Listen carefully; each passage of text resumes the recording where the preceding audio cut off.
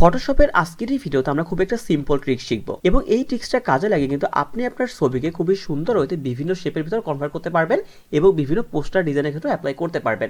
তো দেখুন এই টাইপের জিনিসগুলো করার জন্য আমাদের সিম্পল এবং বেসিক কিছু কাজ করা লাগবে। তো চলুন আমরা সেইটাই করে নিই।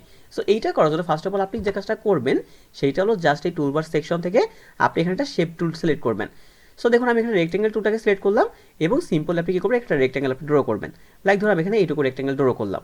এবার ওইটা করার জন্য আমরা যে কাজটা করবো সেটা হলো ফার্স্ট অফ অল আমরা জাস্ট দেখুন এইটাকে আমরা এখানে মিলিয়ে দিব। সো ডাবল ক্লিক করে দেখবেন এরকম চলে আসবে। সো এইটা মিলানোর পর আমরা কি করবো দেখুন এই শেপের উপর ডাবল ক্লিক করবো, দেন এইখান থেকে জাস্ট সিম্পল আমরা এটাকে এইভাবে করে দিব এবং আমাদের এই দুই পাশটা সেম রাখবো।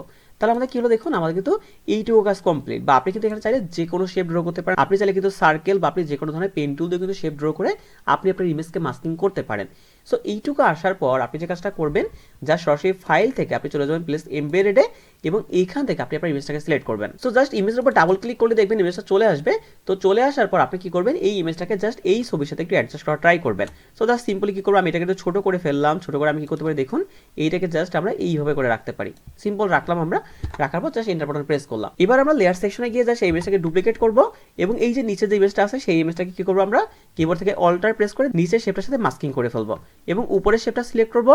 জাস্ট এখানে মাস্ক বাটনে প্রেস করবো এবং আমরা জাস্ট এখান থেকে ব্রাশ টুলটাকে নিব। ব্রাশ টুলটাকে নিয়ে আমরা ফরগ্রাউন্ড কালারটাকে ব্ল্যাক রেখে জাস্ট আমরা কি করবো দেখুন এইটার মধ্যে হালকা ড্রাগ করে দিব। তো যখন আপনি ড্রাগ করবেন তখন আপনি দেখবেন আপনার কিন্তু জাস্ট ওই যে প্রোফাইল ফটোটা আপনি যেটা তৈরি করতে চাচ্ছিলেন সেটা কিন্তু এখানে অনায়াসেই তৈরি হয়ে যাবে। সেখানে দেখতেই পাচ্ছেন সিম্পল ব্যাপার, আমরা কিন্তু এটাকে ইজিলি হয়তো তৈরি করতে পারলাম। সো এবার যদি আপনি এখানে একটা স্ট্রোক কালার দিতে চান আপনি সেটাও দিতে পারেন। জাস্ট আপনি কি করবেন এই যে শেপটা আছে শেপের উপর ডাবল ক্লিক করবেন, দেন দেখবেন ব্লেন্ডিং অপশনটা অন হয়ে যাবে। অন হওয়ার পর সিম্পল আপনি কি করবেন দেখুন এই স্ট্রোকের উপর ক্লিক করলেই দেখবেন এখানে আমাদের স্ট্রোক কালারটা চলে আসছে। সো এইভাবে করে কিন্তু আপনি খুব সহজেই জাস্ট এই ধরনের ডিজাইনগুলো অনায়াসেই তৈরি করতে পারেন। সো আজকের জন্য এতটুকুই, দেখা হচ্ছে সম্পূর্ণ নতুন কোনো ভিডিওতে। এরকম আরও অনেক গুরুত্বপূর্ণ ভিডিওর জন্য আমার সাথেই থাকুন। ধন্যবাদ।